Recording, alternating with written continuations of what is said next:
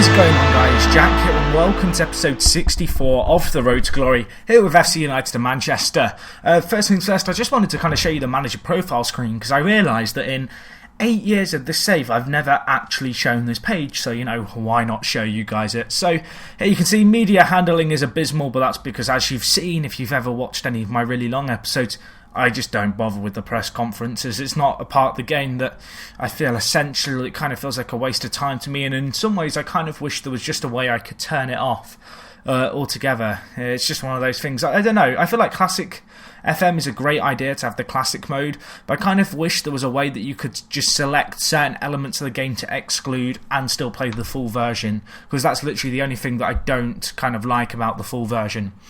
But anyway, let's have a look at what's what here. So you can see, this is my profile page. You can see my reputation's national in terms of most of the stuff. It's pretty decent, all things considering.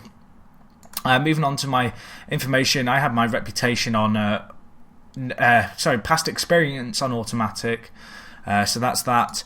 And then looking at my history, one manager job, 3,021 days in the job, 3 awards won. Total career earnings are there. Total game time over 3,000 days now, which is crazy. 34 days on holiday. I regret going on holiday when I did. I actually went on holiday after the first season, at the end of the season, from kind of like May time to the start of the season in July, because I was just like, oh, I can't be bothered to sit here and continue, because it was back when I was on my old PC. So I holidayed it. So now I have this horrible 1% on holiday. I'm going to get that down to 0.01. One day I will do that. Anyway, just looking at some other stuff that might interest you guys. Number of players bought, 88. Number of players sold, 19. Players released, 43.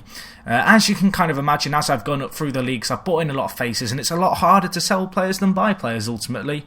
And it's harder to sell players when they're kind of overvalued as you level, you go up through the leagues. So a player who's a really good Bet Square Prem player who you have, you get to League 1 and you want to sell him, and he has the value of a League 1 player, which is too much for the teams realistically who he's good enough to play for, and so it can be really hard to sell them, especially if their wage demands are a bit silly for the level that they should be playing at. So that's why there's probably so many players released.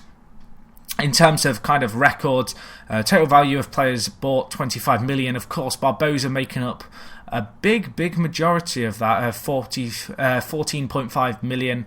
And then the total value of players sold is 9.5 million, with most of that coming from the Billy Reid transfer. I'm a bit confused about that value of players bought, because that doesn't seem very high, because I spent 14.5 million on Barbosa and then another 10 million on Calendra. That doesn't make sense to me, that number. That might not be right. I know FM has a weird habit sometimes of screwing up. But anyway, as you can see, 2 league wins, 6 promotions, and then you can see the overall stats here. A win ratio of 47%, not too shabby if I might say so myself. But anyway, on to today's save. I thought I'd just cover that for you guys, just so you could see what's what. Looking at our recent fixtures, I said I was going to be back for the Liverpool game. The Liverpool game was rescheduled because of the League Cup third round, which I decided not to commentate. So today what I'm going to do is I'm going to do the Man U game, which is at home, and then I'm also going to do the League Cup fourth round against Stoke for you guys. So 2 matches for the price of one, in kind of, I guess, some kind of compensation for the lack of the Liverpool game. But as you can see by the results, we've had a fantastic start to this year, really.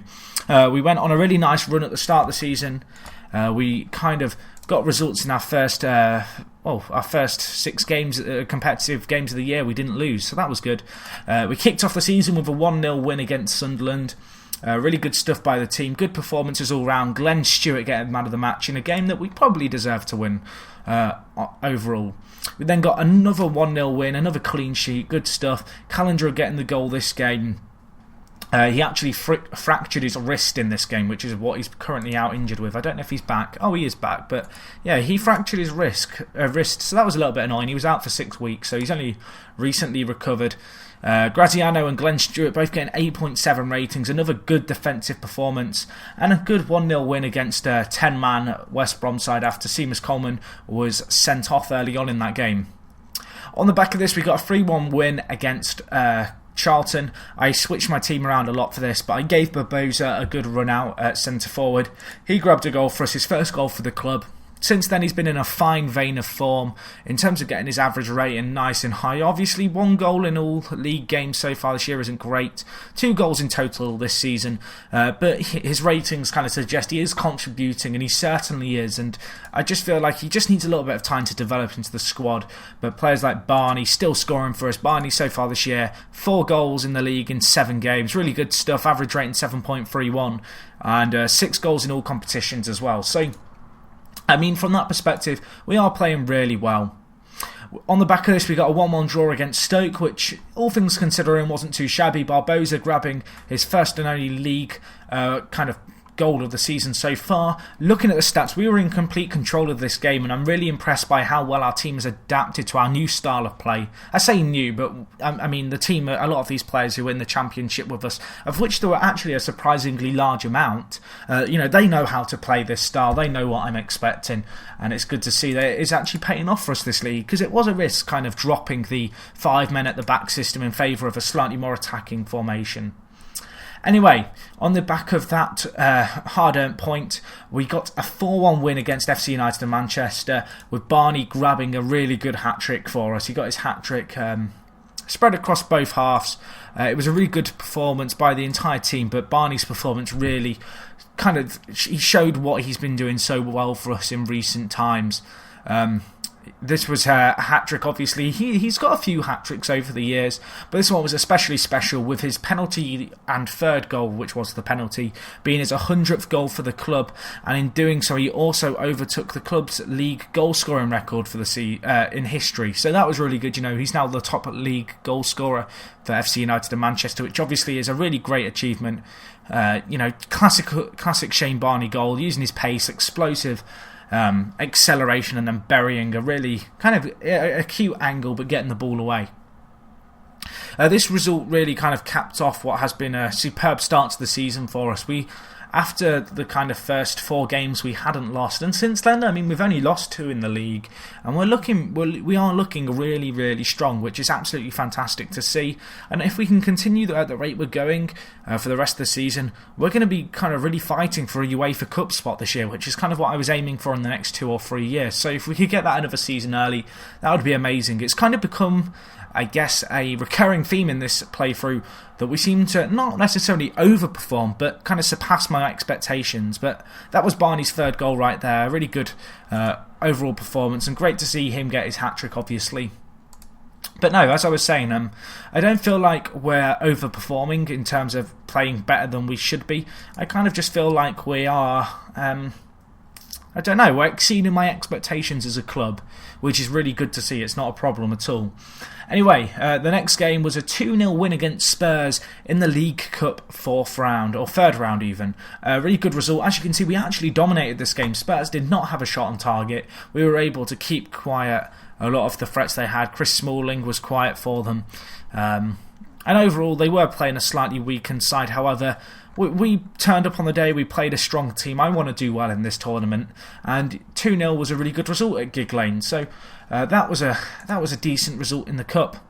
On the back of this, we got a somewhat surprising 1-0 defeat at the hands of Cardiff. They're kind of a mid-table Premier League team. They got a goal with 4 minutes left on the clock. Pretty fortunate.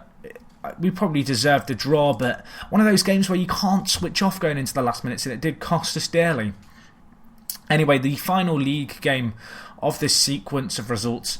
in fact, no, this wasn't the final league game at all. This was the second to last league game of this sequence of results. Was a 2-1 win at Fulham. Fulham were 6th in the league, I think we were 4th and Fulham was 6th going into this. So we knew this was going to be a tough game. And we performed well. We got a 2-1 win. Came back from having taken a lead and then pegged us back. We managed to get one through Tarasovs, who got man of the match. Really good performance by the Latvian. Quality performance. He's been playing well as well so far this year. Average rating of 7.27. Good stuff by him, but he's really shown some class so far this year. So that is that. One last game to cover for you guys before we get into today's game against Man U. It was a 2-0 away loss at Tottenham Hotspur. A little bit disappointing to lose on TV as well. They had the game pretty much dead and buried after 16 minutes, grabbing a 2-0 lead. We never looked in contention for this game. That said, we did create some chances, we just failed to take them. So looking at the league table after the initial results, as you can see, we find ourselves in 5th place. We are on 13 points. We have a game in hand on a few teams around us, which if we were to win, would see us stay in 5th but move equal on points with Fulham. Good start to the season, obviously. I'm incredibly happy with the way we've kind of started the campaign, and looking like UEFA Cup could be possible. We have got to bear in mind the fact that we've not played the hardest fixtures, let's say. There's been quite a lot of easy games in there that you'd expect us to win, but they're the kind of games where you have to get the results when we've been getting them. And before I mention it, and while I submit my team, I want to point out the fact that I am calling the Europa Cup the UEFA Cup, and I know there's going to be someone shouting at their screen telling me to stop living in the past.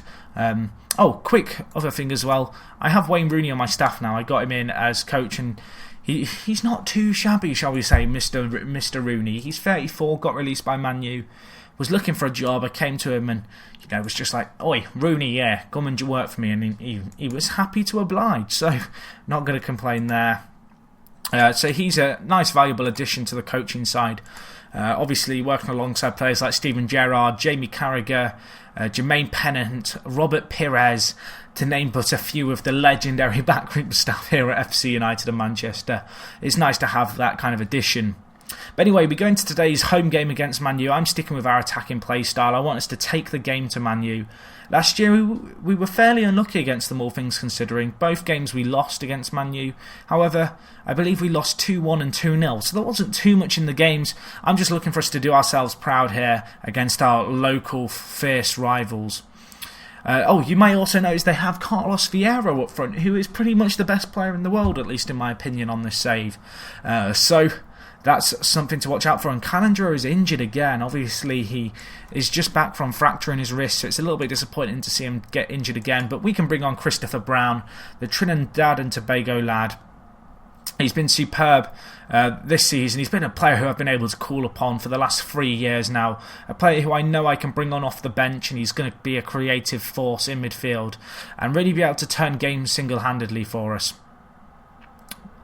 But anyway, they're on the attack here. We need to defend this well. Mario Götze is there, and he does bury it for Manchester United. They go 1-0 up, which is a little bit hard to take, but I don't know. A little bit disappointing. Perhaps Christopher Brown at fault, missing a crucial tackle. However, Götze, you can't really contest against the quality that Man U have in the final third. They are a better team on paper than us, and it's up to us to kind of match the man for man in terms of performances in order to do anything this game. But they're on the attack again here. Romario hitting the post. They still got a chance here. Can we get the ball away? We can't, and that is Yarmolenko, the Ukrainian right winger, to grab a goal for them. Very disappointing to see us go 2-0 down after just 20 minutes. We now need to pick ourselves up and really keep our heads on and make sure we don't concede any more here. So that's not great. That really is not great. But we've got a chance here. We're not out of the wood yet. The next goal would give us an opportunity, and we've hit the woodwork there. Manchester United will get the ball clear as well, which maybe gives us some hope. But we've got to defend well now as well as kind of attack, and it's going to be tough for us.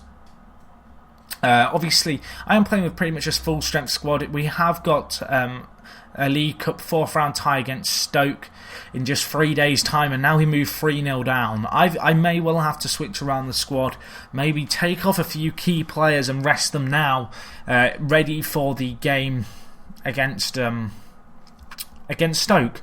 That said, 3-0 down is bitterly disappointing, and the more I think about it, the more I think, well, I can't really rotate the squad too much because I've already done one substitution. It'd be nice to keep maybe one sub open. They can make it 4 here in the first half, which would just be embarrassing. Neymar on the ball. We do get the ball. Can we hit them on the counter? We have plenty of men up in force. Barney could be put through with his pace. There's options to his right. That's Barbosa, the Brazilian, knocks it inside. Peltari is there. The Finnish lad gives us some hope yet. Fantastic link-up play between Barney, Peltari and Barbosa for the goal. Barney with the vision there to flick Barbosa in. Barbosa knocked it down. Good awareness, good vision to see Peltari making that attacking run and get the ball into the back of the net. Let's tell the lads they've been unlucky so far. we could still do something this game. We are only 2 goals behind. It is Man U, so it's going to be tough. However, we have got real characters in this squad who I know are capable of fighting back in this kind of game. And it's up for us to kind of try and do the best that we can here and just give ourselves a good account of ourselves.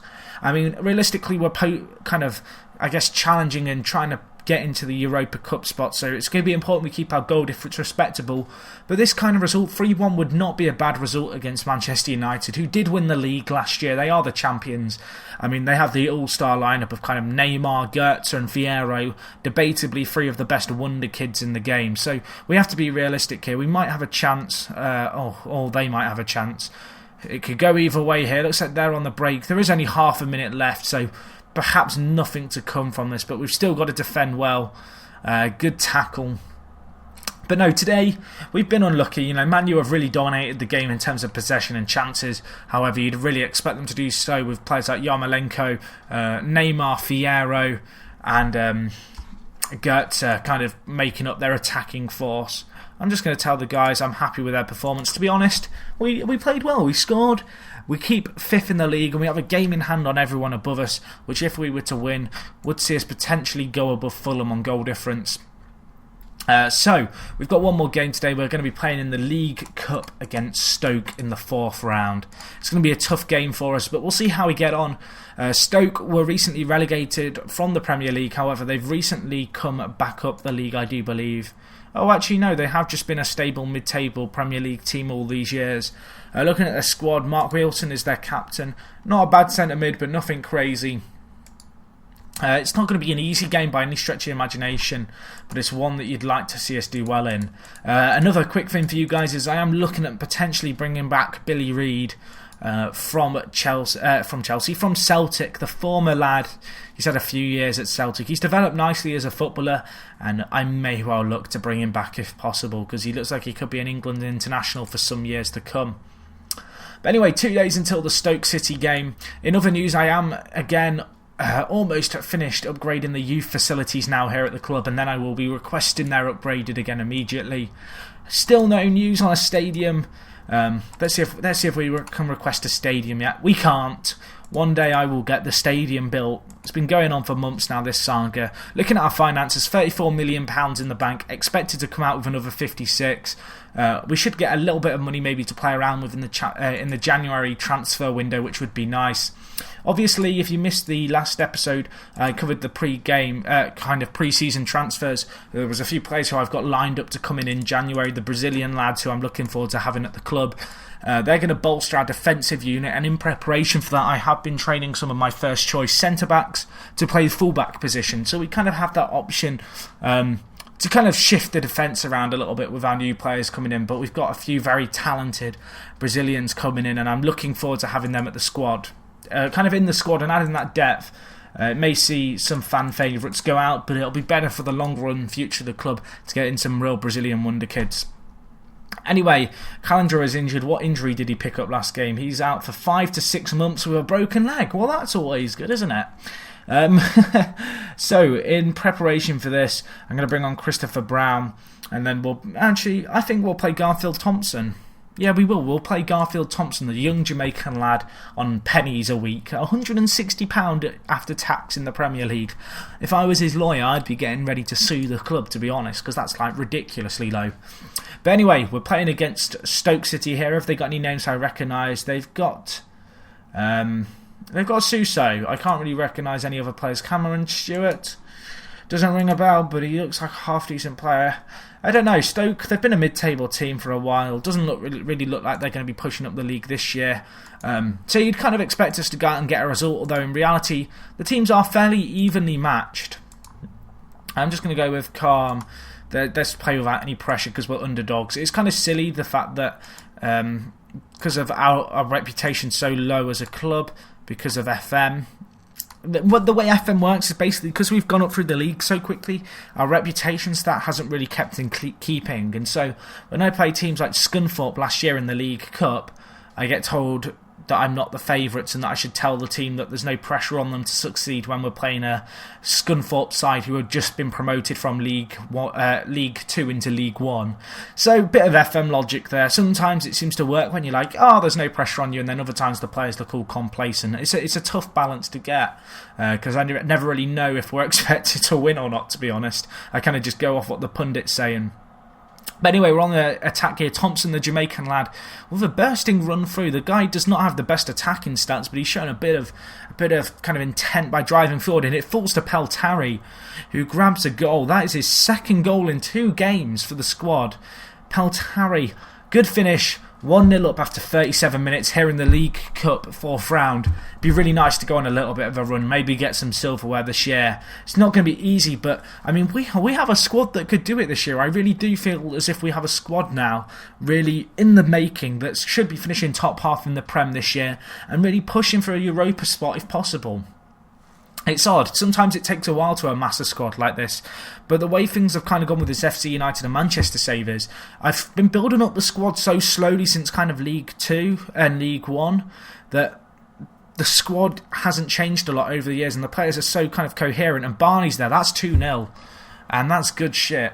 But no, basically what I was saying is, because like usually with a Let's Play you really have to strengthen up as you go through the divisions, but this save I wanted to try something different, so my focus was to really hunt out regens. Like, I'd spend hours hunting them out, and it's really paying off, because what's happened is as we've gone up the divisions, the regens that I've bought in have advanced and advanced and advanced, and they've just kept making that step up, and we're now at a stage now where, if you look at the squad, so many players have been here since the Championship, and even a few from League 1, and even before that, kind of the likes of Glenn Stewart's been here since the Blue Square Bet Prem.